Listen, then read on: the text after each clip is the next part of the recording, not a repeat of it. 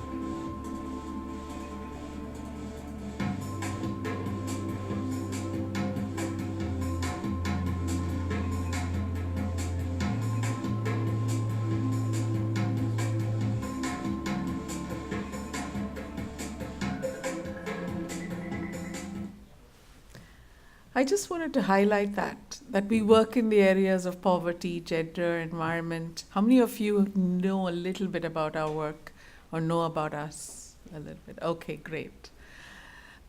So back to yesterday, I was at the Private Sector Forum at the UN headquarters yesterday, and there were two very different views on this topic. And I wanted to share them with you and let me see what you think about it.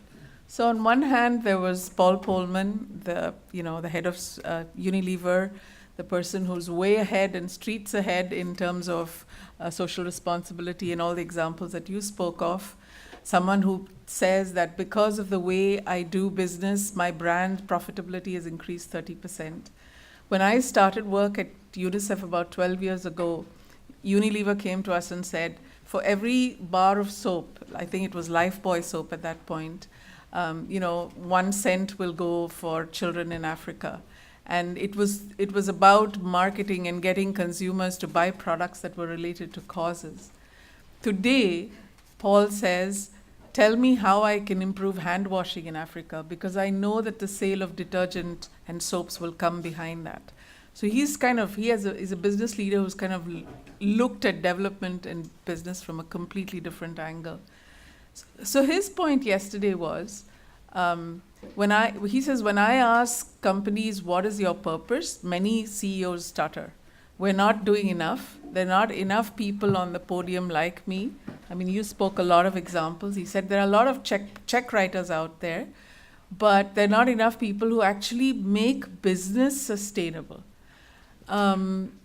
So I was listening to that, and I was at a table, and there was another CEO of head of an insurance agency next to me, and he said, I'm fed up of this conversation.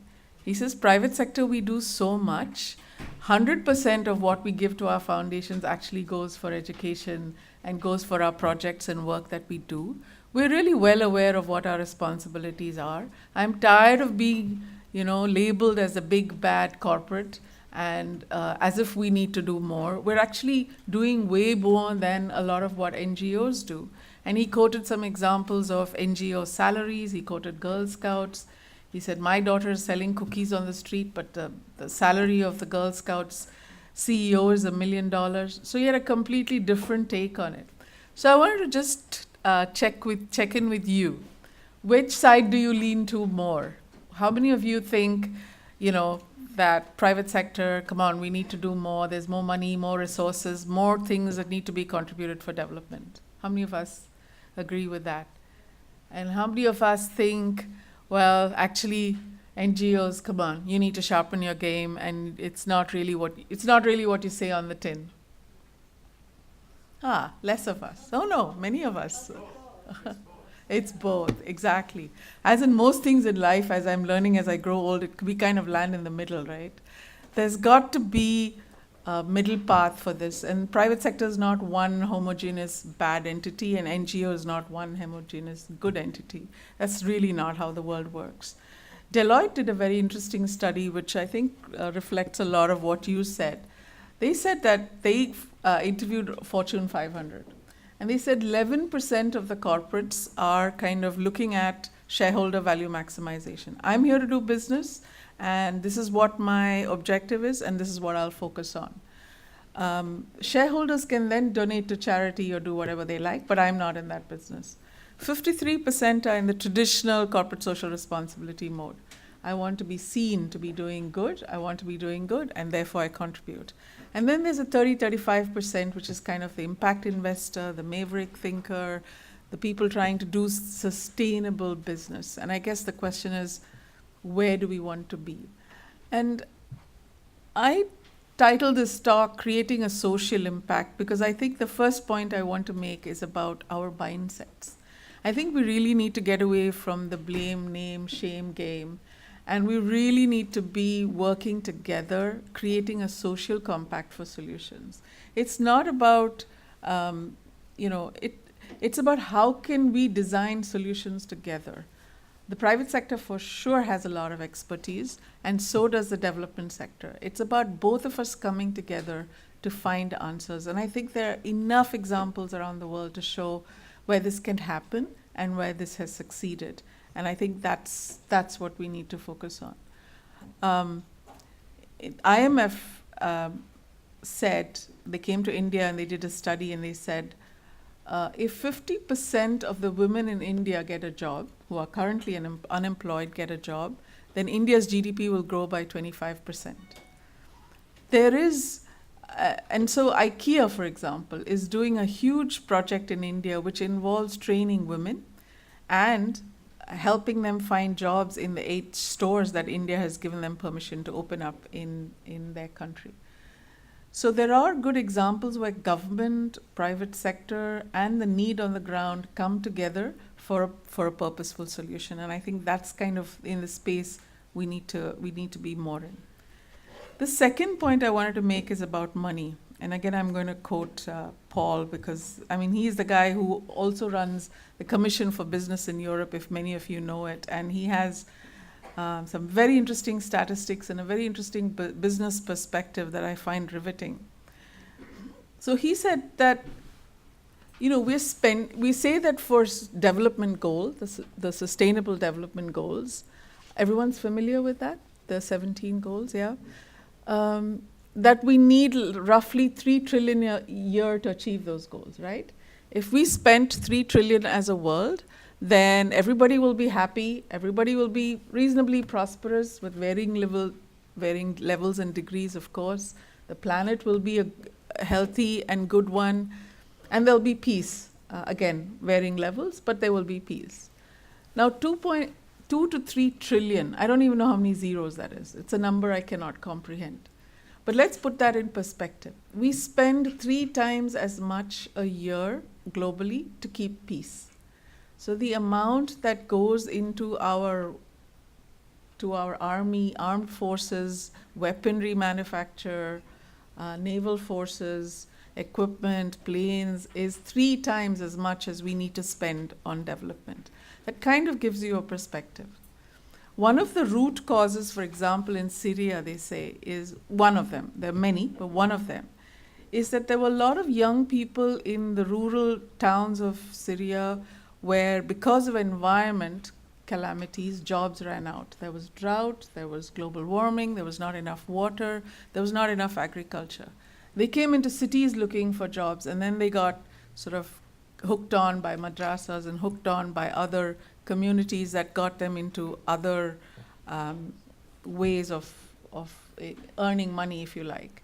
So there's a theory that says a resilient nation, a country that stands against the environment and stands against the challenges of what the environment poses can actually become a space that is already peaceful. So it makes you think, should we spend on peace or should we spend on planet? Which is our priority today? I think the point is the money is out there, and the question is, where are we spending it? And the third issue I have, the point I wanted to make, is about scale. I think we're over the era of, teaching 100 children and having a school for 100 people and, 1,000 women are being trained. We now have to talk in the millions. We have 12 years, and the scale of the problem is phenomenal. The UN statistics are out there for you to know and recognize that any area that you talk about, be it environment, be it water, be it oceans, be it well-being, be it health, be it education, girl, child, the numbers are outstanding in terms of people we need to bring along with us. So solutions that we think and design need to be to scale.